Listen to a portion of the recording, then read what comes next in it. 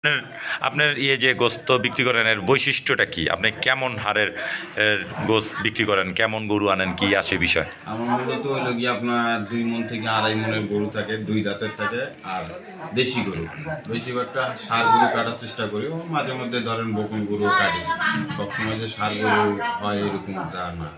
আচ্ছা, তা আপনার লাইফে সবচেয়ে বেশি অর্ডার কত কেজি গোস্ত দিয়েছেন?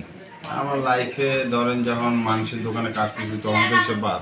না, আপনার আপনার ব্যবসায়। দোকানে আপনার একদিনে প্রায় আপনার 900 কেজির মতো সামথিং। মাশাআল্লাহ, 900 কেজি অর্ডার দিতে পারছেন আপনি? একসাথে তো দেয়নি, ধরেন যে শিডিউল ছিল, তো একজনের ধরেন 300 কেজি, কারো 150 কেজি, কারো 100 কেজি, এইভাবে ছিল।